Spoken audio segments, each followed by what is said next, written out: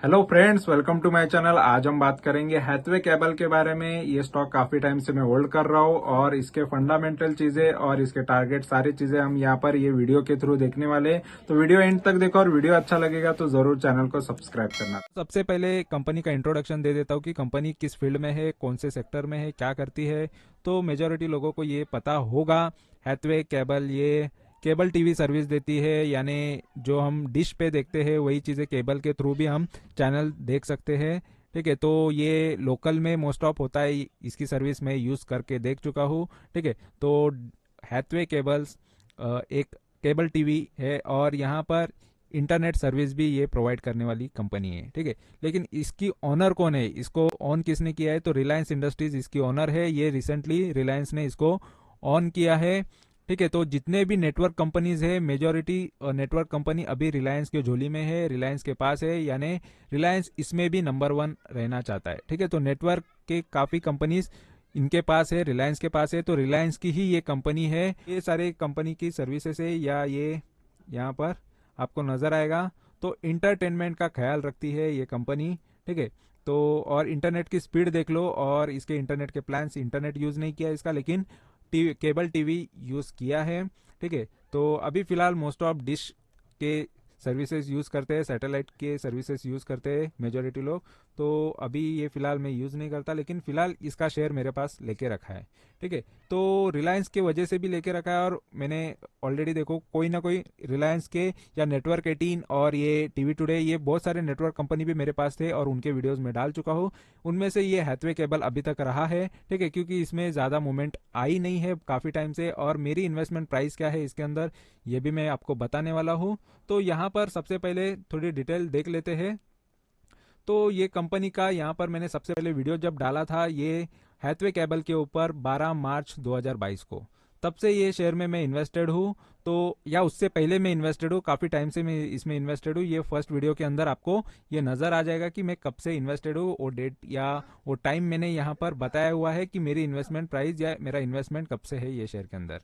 ठीक है, तो फिलहाल हैथवे केबल तो काफ़ी पुराना शेयर है, लेकिन इसमें देखो ये मूवमेंट क्यों नहीं दे रहा है, या क्या रीज़न है कि काफ़ी टाइम से ये एक ही रेंज में चल रहा है, या एक साल से क्या परफॉर्म किया है, ये मैं आपको जस्ट दिखा देता हूँ। तो फिलहाल आज के दिन में मार्केट गिरावट में था। तो पहले मार्केट को जान लेते हैं। तो निफ्टी आज के दिन में गिरावट में था, यहाँ पर शीट में आप देख सकते हो, या फिर आपको मैं ये भी दिखा दूंगा, उसका स्क्रीनशॉट वगैरह भी दिखा दूंगा, जिससे आपको पता चलेगा कि मार्केट आज गिरावट में था। ठीक है, निफ्टी गिरावट में है, और यहाँ पर 132 पॉइंट या 32 रुपए ये आज के दिन में गिरा है, और कंटिन्यूसली गिरते हुए दिखाई दे रहा है मार्केट। ठीक है, इंडेक्स यहाँ पर गिरते हुए, निफ्टी गिरते हुए नजर आ रहा है। और निफ्टी में और भी बहुत सारे शेयर्स होते हैं जो उसी के साथ परफॉर्म करते हैं, जैसा निफ्टी परफॉर्म करेगा उसी तरीके से परफॉर्म करेगा। ठीक है, तो फिलहाल मेरे कौन से शेयर्स आज कैसे परफॉर्म किए ये भी मैं आपको दिखा दूंगा। तो फिलहाल यहाँ पर देख लो, निफ्टी 52 वीक हाई ये 18,800 के ऊपर था। ठीक है, 18,887, और यहाँ पर ये लो रहा है 15,000 का। तो 15,000 नजदीक है या 18,800 नजदीक है, ये भी देख लो। तो निफ्टी कौन सी तरफ जाएगा पहले ये अंदाजा लगा लो कि ये यहाँ से 2,000 या 2,500 पॉइंट नीचे गिरेगा, या यहाँ से और 1,000 पॉइंट ऊपर आएगा। तो यानी उसके लिए टारगेट कौन सा नजदीक है ये आप देख लो, ये हाई की तरफ जाएगा या लो की तरफ जाएगा, ये आप अंदाजा लगा लो। इस हिसाब से मार्केट में स्ट्रेटेजी बना लेना। ठीक है, लेकिन अभी मार्केट से या इसके हाई से निफ्टी खुद 5% डाउन पे है, 5.5% डाउन पे है। ठीक है, और रिकवरी यहाँ पर देख सकते हो, इसने 17-17.5% की रिकवरी की है। ठीक है, तो इसके लो से तो फिलहाल यहाँ पर काफ़ी अच्छी रिकवरी तो है फिलहाल लो से, लेकिन एक साल से कोई अच्छे रिटर्न्स निफ्टी में भी नहीं है। और अगर हम हैथवे केबल के बारे में बात करेंगे तो देखो, हैथवे केबल का यहाँ पर अभी 17 रुपए का भाव चल रहा है, और मेरा इसमें इन्वेस्टमेंट प्राइस है 19.20। ठीक है, तो ये मेरा इन्वेस्टमेंट प्राइस या एवरेज प्राइस कह सकते हो, जिसमें मैंने काफ़ी शेयर्स खरीदने के बाद ये एवरेज प्राइस रह गया है, और रिटर्न्स यहाँ पर अभी माइनस में चल रहे हैं। फिर भी देखो, मेरे चैनल पे आपको रियलिटी देखने मिलेगी। अगर मैं प्रॉफिट में कितने सारे शेयर्स में से प्रॉफिट किया वो सारे दिखाता भी हूँ, अगर कोई शेयर थोड़ा लॉस में चल रहा है वो लॉस भी दिखाता हूँ। मुझे रियलिटी दिखाना पसंद है, चाहे कोई चीज़ें बढ़ा चढ़ा के ये चैनल पे देखने नहीं मिलेगी ना सुनने मिलेगी। जो है रियलिटी, जो मार्केट रियल मुझे बता रहा है, इतने सालों से मैं हूँ मार्केट में, लेकिन जो रियलिटी वो मैं आपके साथ शेयर कर रहा हूँ। ठीक है। तो फेक चीज़ें कुछ नहीं है यहाँ पर, जस्ट आपको परफॉर्मेंस देखने मिलेगा ना, यहाँ पर मैं कितना कमा रहा हूँ या क्या कर रहा हूँ, कैसा लाइफ जीता हूँ, ये सारी चीज़ें से इंपॉर्टेंट है कि मैं परफॉर्म कर रहा हूँ कि नहीं, मतलब मैंने जो शेयर्स बताए वो परफॉर्म कर रहे हैं कि नहीं, वो जस्ट आप वॉच करो, देखो, उससे आपको अंदाज़ा आ जाएगा। ठीक है। तो फिलहाल यहाँ पर आप देख सकते हो इसका टारगेट मैंने रखा हुआ है 23 का। ठीक है। और यहाँ पर ये 23 आएगा नहीं आएगा ये भी कमेंट में आप बता देना, क्योंकि आपको बहुत लोगों को काफ़ी ज़्यादा नॉलेज हो जाता है, अगर वो चाहे 1 साल से मार्केट में हो, 1 महीने से हो, 2 महीने से हो, जो भी है, लेकिन बहुत लोगों को पहले ही मार्केट का पूरा अंदाज़ा आ जाता है। लेकिन हम 8-9 साल से मार्केट में है, तो जो हमारा एक्सपीरियंस है उस हिसाब से मैं यहाँ पर बताने की कोशिश कर रहा हूँ। और यहाँ पर आप देख सकते हो एक्सपेक्ट के रिटर्न जो है 21% में लेना पसंद करूंगा इसके अंदर, क्योंकि ऑलरेडी ये काफ़ी टाइम से गिरावट में मुझे देखने मिल रहा था। तो अभी जस्ट इतने भी प्रतिशत रिटर्न मिल गए तो मैं हैप्पी हूँ इसमें से, और यहाँ से मैं निकल जाऊंगा। लेकिन ये बढ़ने के लिए भी इसको 35% या 36% बढ़ना पड़ेगा। ठीक है। मेरे रिटर्न देने के लिए भी, यानी ये प्राइस से इसको और 35-36% बढ़ना है। तो ऐसे मौके पर मैं खरीदता भी हूँ, जब मेरे को शेयर और भी मेरे प्राइस से डाउन पे मिलते हैं तो उसमें मैं क्वांटिटीज खरीदते रहता हूँ, क्योंकि इससे और मेरे प्रॉफिट मैक्सिमाइज होने के चांसेस होते हैं इस वजह से। स्टॉक का पी अच्छा है, ईपीएस थोड़ा इतना खास नहीं है, लेकिन ईपीएस पॉजिटिव है। और स्टॉक यहाँ पर आप देख सकते हो 52 वीक हाई, ये 24 का रहा है, यानी मैं हाई से थोड़ा सा नीचे का टारगेट रखा है। ठीक है। और इसका 52 वीक लो 15 का रह चुका है, तो 15 नज़दीक है या इसको 23 नज़दीक है, ये भी देख लो। तो फिलहाल अभी जो प्राइस है 17 का है, तो यानी ये लो के आसपास ही है। तो ज़्यादा इसमें कौन सी चीज़ें नज़दीक आ रही है, तो 23 काफ़ी इसके लिए लंबा है। ठीक है। तो ये टारगेट ये अचीव करेगा नहीं करेगा ये भी हम देख लेंगे, लेकिन यहाँ पर देखेंगे कि ये हाई से भी, इसके जो हाई है उससे 28% डाउन पे है। ठीक है। अभी का जो प्राइस है 24 से, यानी 28% पे डाउन पे अभी आपको ये नजर आएगा। ठीक है। इसने रिकवरी देखो लो से जस्ट 9-10% की रिकवरी की है, तो इसीलिए मुझे ये अपॉर्चुनिटी नजर आती है ये शेयर के अंदर। ठीक है। और ये शेयर में कोई लेटेस्ट न्यूज़ यहाँ पर अभी है नहीं फिलहाल। ठीक है। और मेरे शेयर्स में से जो भी मैंने यहाँ पर बताया है, वो उनमें कितने सारे शेयर्स पॉजिटिव है, नेगेटिव है, सारी चीज़ें मैं यहाँ पर दिखा, तो ये मेरे पोर्टफोलियो के कुछ शेयर्स है। ठीक है। इनमें से काफ़ी बेचते बेचते आया हूँ, यहाँ पर मैं दिखा देता हूँ वो भी। तो यहाँ पर काफ़ी सारे शेयर्स में बेचते, अभी रिसेंटली जो बेचे हुए नीचे उनके नाम रहेंगे। ठीक है। तो जितने भी शेयर्स में बेचते हुए आया हूँ, यहाँ पर लास्ट आरईसी बेचा है। ठीक है। जो भी शेयर्स बेचते हुए आया हूँ उनके नाम यहाँ पर आपको देखने मिलेगा। ठीक है। तो ये सारे शेयर्स में से मैंने प्रॉफिट लिया है, और सभी में प्रॉफिट करके यहाँ पर मैंने मेरे रिकॉर्ड भी रखे हैं। साथ में यूट्यूब पे भी आपको मेरा रिकॉर्ड मिल जाएगा कि मेरी इन्वेस्टमेंट प्राइस से लेके एग्जिट प्राइस सारी चीज़ें मैं यूट्यूब पे भी रख रहा हूँ, और साथ में यहाँ पर भी मेंटेन होता है। ठीक है। और उससे काफ़ी कुछ आपको सीखने भी मिल जाता है कि जो भी है मार्केट में रियलिटी क्या है, कितना भी अच्छा स्टॉक हो, कितना भी बुरा स्टॉक हो, हर एक की जर्नी यहाँ पर मेरे चैनल पर आपको मिल जाएगी। ठीक है। तो फिलहाल यहाँ पर मेरे स्टॉक में से आज के दिन की हाल क्या था देखो मार्केट में मेरे स्टॉक का, तो यहाँ पर बहुत सारे शेयर्स आपको रेड में भी देखने मिलेंगे। ऑलरेडी मार्केट रेड है, तो यहाँ पर मेरे पोर्टफोलियो के भी शेयर्स रेड में रहेंगे। तो ये आज के दिन का यहाँ पर ये मूवमेंट है। ठीक है। तो उसके बाद यहाँ पर देख सकते हो ये गिरावट के बाद यहाँ पर शेयर्स में कुछ पॉजिटिव भी है, तो यहाँ पर 1-2%, 3%, ये छोटे छोटे जो स्टॉक होते हैं, मोस्ट ऑफ ऐसे स्टॉक नेगेटिव मार्केट में भी चल जाते हैं। यहाँ पर देखो 5 पैसा बढ़ा है, फिर भी यहाँ पर ये पॉजिटिव है, 4 पैसा बढ़ा है, तो मतलब कुछ कुछ स्टॉक है 4 पैसा नहीं है 40 पैसा है। तो ऐसे कुछ स्टॉक है जो थोड़े हल्के फुल्के बड़े हैं, लेकिन यहाँ पर अगर देखोगे तो वो स्टॉक जो है मोस्ट ऑफ पेनी स्टॉक होते हैं, वैसे स्टॉक ज़्यादा बढ़ते हैं। ठीक है।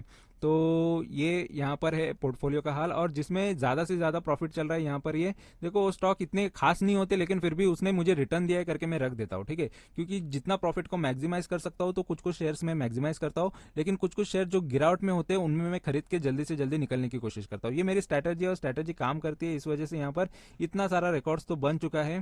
ठीक है। तो ये इतना इजीली नहीं बनता, तो वो पेशेंस भी रखना पड़ता है, कुछ प्रॉफिट छोड़ना पड़ता है। ठीक है। तो लॉस नहीं लेना है तो प्रॉफिट लेना है, तो स्ट्रैटेजी आपके पास होनी चाहिए, और स्ट्रैटेजी पे स्टिक होना चाहिए। तो यहाँ पर ये मेरी जो स्ट्रैटेजी है, मैंने जो सोच के रखा है, चाहे उसके बाद शेयर 10 गुना हो जाए, 5 गुना हो जाए, जो भी हो जाए, उससे मुझे फर्क नहीं पड़ता। लेकिन मैंने अगर सोच लिया कि इसमें 21% लेना है तो 21 लूंगा, 300% लेना है 300 लूंगा, 350 लेना है 350, जैसे जिसमें मुझे लगता है कि नहीं अभी बहुत हो गया, इसमें से अभी निकलना चाहिए, तो मैं निकल जाता हूँ। ठीक है। और किसी में कम लेना है नहीं, ये इतना ही बस हो गया, इससे ज़्यादा इससे उम्मीद नहीं करना है, क्योंकि इतना साल नहीं रुक सकते। अगर कोई स्टॉक मुझे 1 साल 2 साल बाद भी कम रिटर्न दे रहा है, तो उससे अच्छा निकल के वो फंड में दूसरे जगह शिफ्ट करूंगा, लेकिन प्रॉफिट लेके ही निकलूंगा। तो ये मेरी स्ट्रैटेजी होती है, और जो मैं आपके साथ यहाँ पर मेरे एक्सपीरियंस शेयर कर रहा हूँ।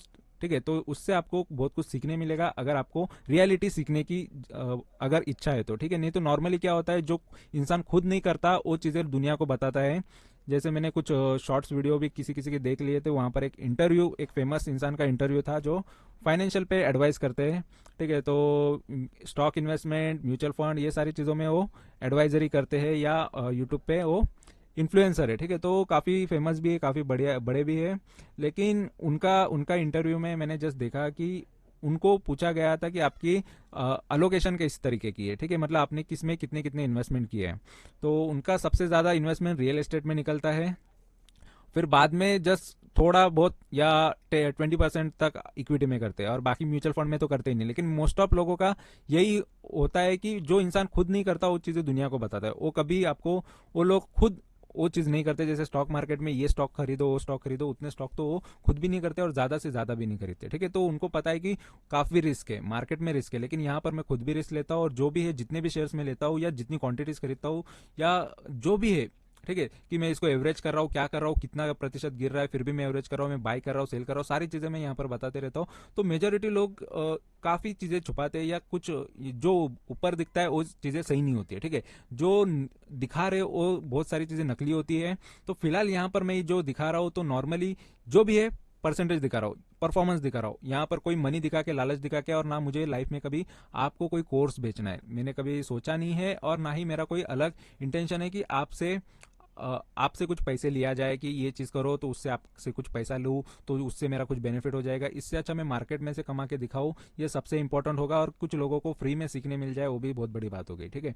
तो यहाँ पर जो भी है रियलिटी सिखाने के काम कर रहा हूँ, रियल बातें बताने के काम कर रहा हूँ, ठीक है। तो मेजोरिटी लोग यहाँ पर आपको जो एडवाइजर रहेंगे, फाइनेंशियल चीज़ें करने वाले रहेंगे, तो खुद का इन्वेस्टमेंट नहीं होता है, खुद वो स्टॉक को खरीद देंगे भी नहीं, खुद वो स्टॉक में कुछ उनका एक्सपीरियंस भी नहीं होगा। तो यहाँ पर मैं खुद स्टॉक में एक्सपीरियंस भी ले रहा हूँ, साथ में इन्वेस्ट करके भी दिखा रहा हूँ, और वो स्टॉक से प्रॉफिट करके भी दिखा रहा हूँ। जितने भी स्टॉक मैंने है, जिसमें जितना टाइम लग रहा है उतना ही टाइम बता रहा हूँ। इसको मुझे 1 साल लगा, इसको मुझे 2 महीना लगा, इसको 7 दिन लगे, 10 दिन लगे, जो भी है, जितने दिन में प्रॉफिट हो रहा है वो चीज़ें मैं बता रहा हूँ, ठीक है। तो इंपॉर्टेंट है चीज़ें, आपको रियल चीज़ें सीखना है, इंपॉर्टेंट है कि आप सही चीज़ों पे ध्यान दो। तो दोस्तों, इसके फंडामेंटल भी चीज़ें देख लेते हैं कि कंपनी फंडामेंटली कैसी है और इसके कॉम्पिटिटर्स कौन कौन है। तो फिलहाल इसके कॉम्पिटिटर में जी इंटरटेनमेंट सबसे ऊपर है, जो 22,000 करोड़ मार्केट कैप के साथ आ रही है, ठीक है। तो जी ऊपर है, उसके बाद सन टीवी नेटवर्क है, पीवीआर है, सारेगामा इंडिया है, टीवी टुडे, टीवी 18 ब्रॉडकास्ट, ये भी इसकी साथ वाली कंपनी है, वो भी रिलायंस के अंदर ही आती है। डिश टीवी इंडिया है, हैथवे केबल है, तो ये सबसे नीचे है हैथवे, ठीक है, तो डिश के आसपास ही है, और एनोस क्लीजर भी है। और यहाँ पर इसके क्वार्टरली रिजल्ट्स की बात करेंगे तो कंपनी यहाँ पर देख सकते हो लॉस कर रही थी, लॉस से अभी प्रॉफिट में चल रही है, तो काफ़ी अच्छी बात है। और ऑपरेटिंग प्रॉफिट भी अच्छा है, 18% के प्रॉफिट ले रही है कंपनी। कंपनी की प्रॉफिटेबिलिटी काफ़ी अच्छी यहाँ पर नजर आ रही है। सेल्स काफ़ी अच्छे हैं, 400 करोड़ के आसपास के इसके क्वार्टरली सेल्स है, अभी 473 करोड़ लास्ट इसके सितंबर के सेल्स रहे हैं। और प्रॉफिट एंड लॉस में 2011 से देखो तो 10-11 साल, 12 साल के इसके रिजल्ट्स भी काफ़ी अच्छे नज़र आ रहे हैं।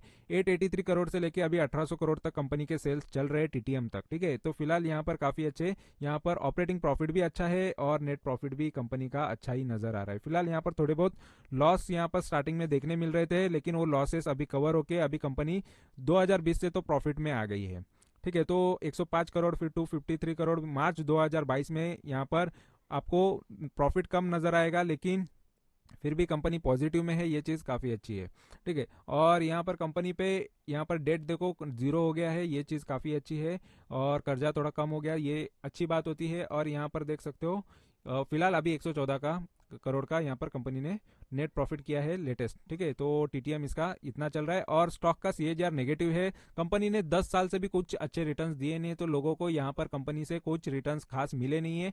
ये कंपनी में मैं भी काफ़ी टाइम से हूँ, तो इसलिए मुझे भी पता है कि ये कंपनी में कोई खास यहाँ पर ग्रोथ मिली नहीं है, ठीक है। 5 साल से भी यहाँ ये 16% डाउन पे आपको दिखेगा, और 3 साल में ये 4% डाउन से ये इसके रिटर्न है, और 1 साल में 23% डाउन है। फिर भी देखो 1 साल में 23% है, लेकिन फिर भी मैं इससे थोड़ा ऊपर ही हूँ।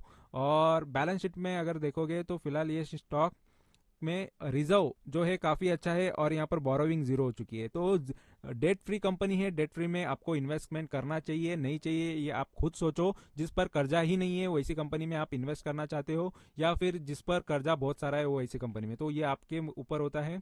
और साथ में यहाँ पर कौन कौन इन्वेस्टेड है ये भी मैं दिखा देता हूँ ये कंपनी के अंदर।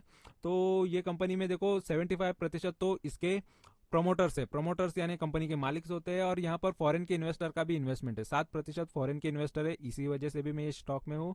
और डीआईएस भी इन्वेस्टेड है, देखो दो पहले ज्यादा थे डीआईएस, यहाँ पर मार्च 21-22 में थोड़े अभी डीआईएस कम हो गए, उन्होंने बेच दिया है माल, लेकिन यहाँ पर फॉरेन के इन्वेस्टर खरीदते जा रहे हैं। पब्लिक ने भी काफी अच्छा यहाँ पर स्टॉक खरीदा हुआ है। तो फिलहाल ये स्टॉक मेरे हिसाब से तो मुझे अच्छा नजर आ रहा है, जो कर्ज मुक्त कंपनी है, जिस पर लोन नहीं है, कर्जा नहीं है, और रिलायंस की कंपनी है, रिलायंस के अंडर में है। तो ऐसी कंपनी में आपको इन्वेस्ट करना चाहिए नहीं चाहिए ये आप खुद सोचो। उसके टारगेट जो है मैंने जो बताए हैं वो टारगेट्स तो आए जाएंगे, ठीक है। तो बाकी आपकी मर्जी होती है, इन्वेस्ट करना है नहीं करना है, होल्ड करना है नहीं करना है, सारी चीजें जो है रियलिटी ये चैनल से मैंने आपको बता दी है। बाकी आपको जो सही लगे वो चीज आप कर सकते हो। और वीडियो अच्छा लगा, इन्फॉर्मेशन अच्छी लगी है तो जरूर चैनल को सब्सक्राइब कर सकते हो। Thank you very much for watching my video. Thank you, bye bye.